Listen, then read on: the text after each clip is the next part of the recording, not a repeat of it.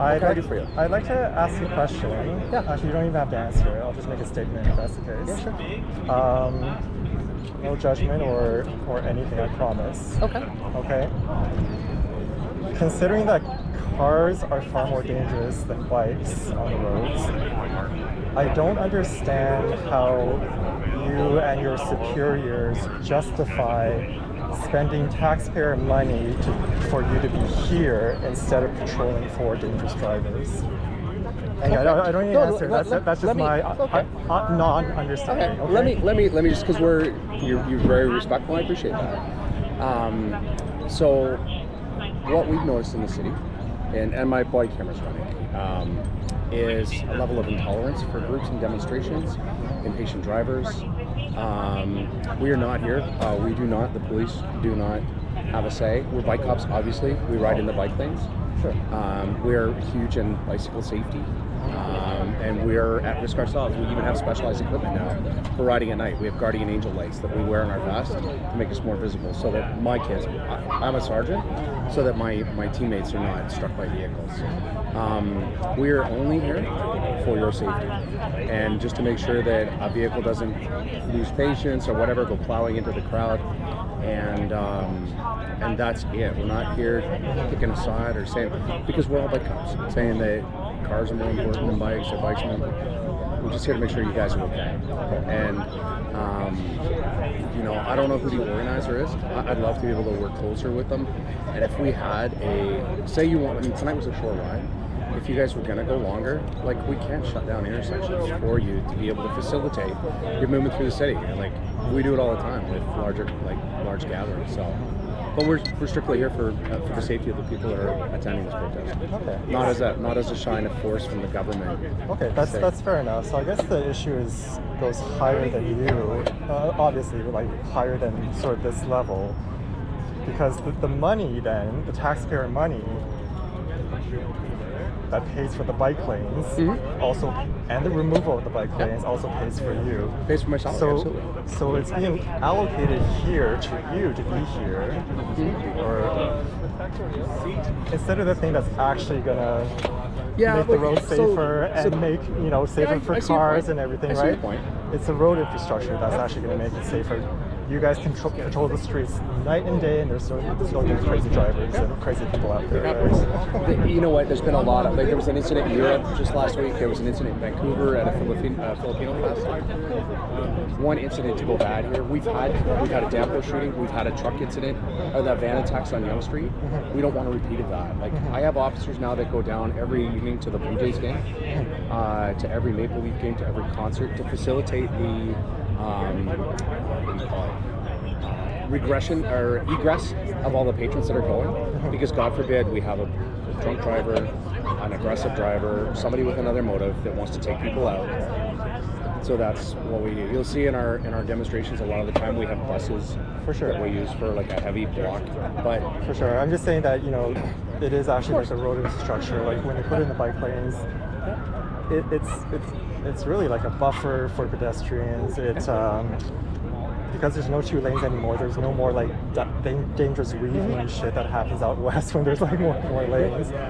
And so it's really the money that's up there against. It's way above any of us, right? That's going from really down here, but it should be going over here. And but I'm just saying, I think that's the issue up there. If you feel so too motivated to tell your superiors. Yeah, and again, it goes far down the policing level, right? For sure. It's not a policing issue at so all. if you feel so inclined to tell your superiors to tell their superiors till it reaches that level of I'm vocal with my city councillor because I'm also a resident of the city. I voice my personal opinions through my councillor because I don't agree with everything that goes on either, right? I have a little boy we were out biking. He got a brand new bicycle one day last week, and literally we were in the bike lane. and I was struck from behind by a cyclist on an e-bike that should have been in the bike lane. He hit me, and I hit him. Yeah. So, and there's another level, right? Of you know, if you're going to allow these people to buy these bicycles, then if you're going to sell a motorcycle, I own a Vespa as well. All right. So if you buy a Vespa, the retailer has to have a certain license to be able to sell. I have to have a license and insurance to be able to operate it. They're operating these e-bikes that are traveling at the same speed almost as my Vespa. They're bearing almost the same weight, a lot of them, and they're riding with you in the bike lanes, uncontrolled, unrestricted, with no safety equipment, no lights on, no helmets, and they're pushing you back and forth as they're ripping through the bike lane, right? My team specifically, we do a lot of enforcement on that, but you know, there could be other regulations as well. If you're riding with something over a certain weight, then maybe you're outside of the bike lane. Sure. You know, because if you go plowing into a bunch of people that are stopped because you're looking at a cell phone for your next delivery. Yeah, it's business. You know? It's the weight and the velocity, right? Like that's why cars, they're much heavier and they, you know, accelerate much faster. And we're all like distracted people, honestly. Like everybody was on a cell phone. When you guys were stopped up here at Bloor Street, every driver was on their phone that was waiting and lining up, right? Everybody's distracted. Nobody's paying attention. However, only certain people are using a more dangerous thing while distracted. And I'll tell you, there's a lot more intolerance that I'm noticing in the last 3 or 4 years of disruption. People have a lot less patience. They're a lot more uncivil towards their fellow citizens, right? I mean, the ultimate solution to society and human civilization's problems are very high up and very complex and everything. Yeah. But by all means, like, please, when you see us here or you see us at any demonstration, it's not because we're trying to. We're not here as a representative against your cause. No, I know. We're strictly here for the safety of the people that are here gathered tonight. I know. But still, I do want to point out there is that money issue that's happening very high up, and it's clearly not going to the right place.